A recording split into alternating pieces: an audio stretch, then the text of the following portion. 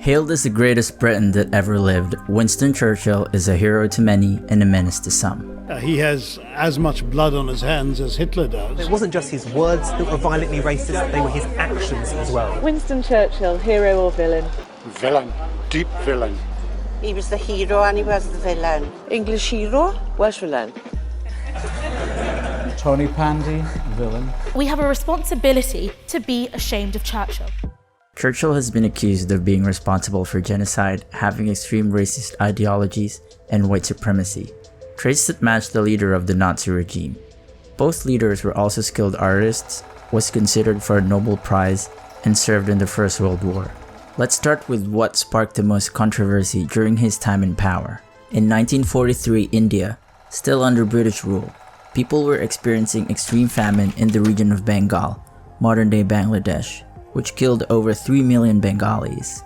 The British Army ordered a stockpile of rice, some for storage, some for feeding liberated European civilians, and some sent to the Middle East where it wasn't even needed, bypassing the starving people of Bengal. And when conscience-stricken British officials wrote to him, pointing out that people were dying because of this decision, he peevishly wrote in the margins of the file, "Why hasn't Gandhi died yet?"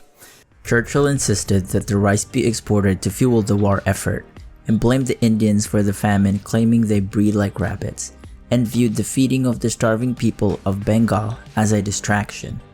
I hold the British government responsible for this millions death and still sort of pushing me here.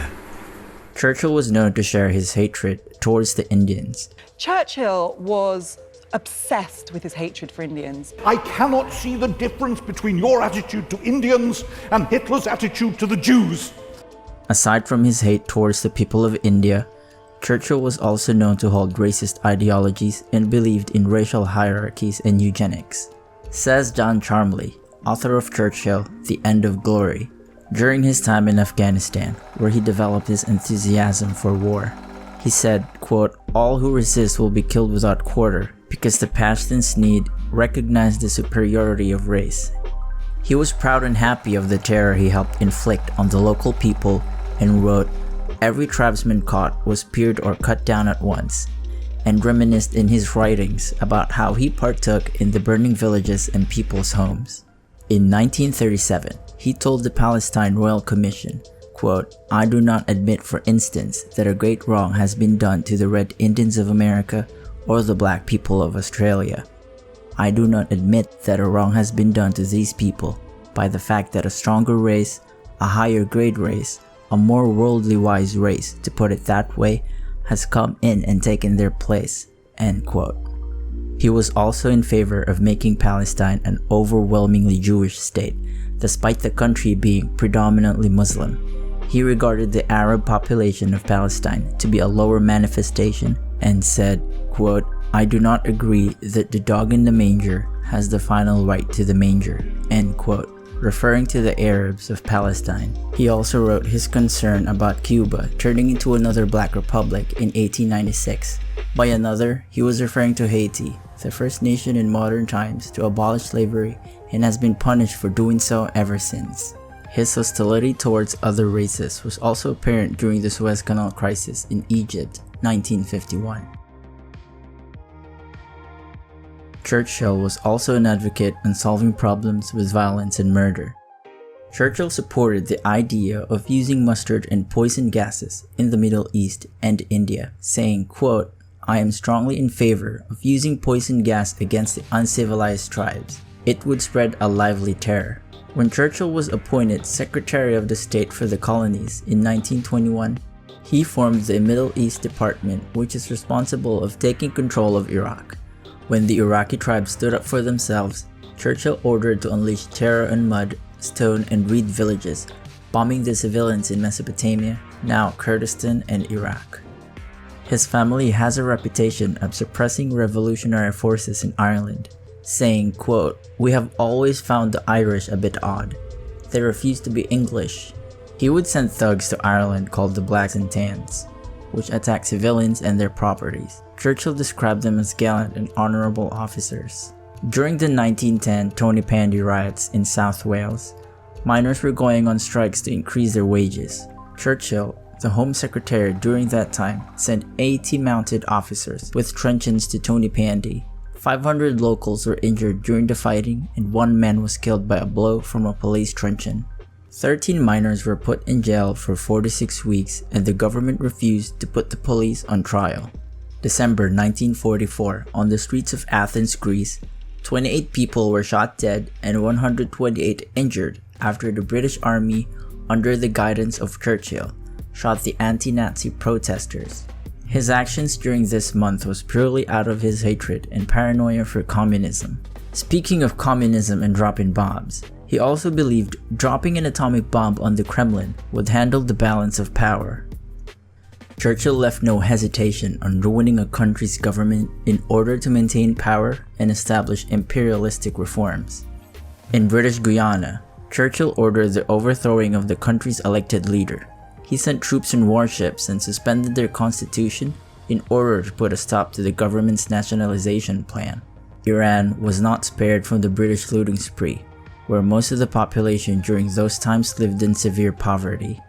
Churchill proposed a bill in June 1914 that made the British government become the major shareholder of the Anglo-Iranian Oil Company, which essentially illegally taxed the Iranian government and claimed it was, quote, a prize from fairyland beyond our wildest dreams, end quote.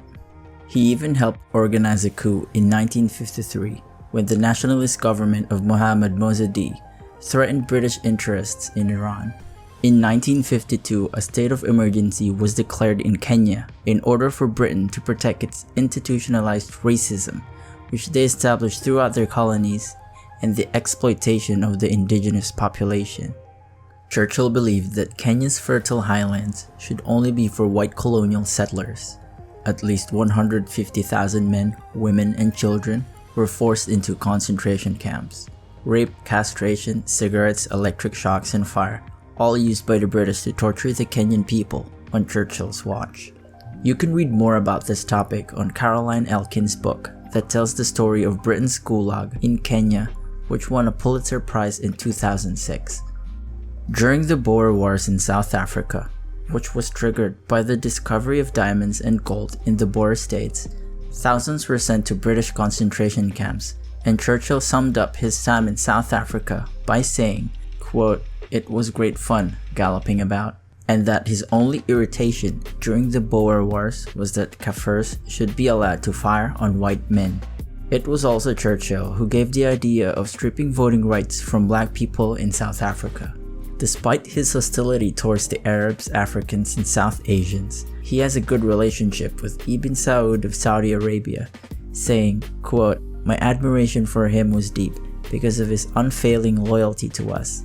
The British were paying him £60,000 a year and raised it to £100,000 when Churchill became colonial secretary. He was well aware of the dangers of Wahhabism and supported Ibn Saud and his followers as long as they worked in the interest of Britain. And his famous line on June 4th, 1940, We shall fight on the beaches. It was recorded during 1949 in the House of Commons, where it was delivered, long after World War II was over. Churchill no doubt was a hero to many, not just to the Brits.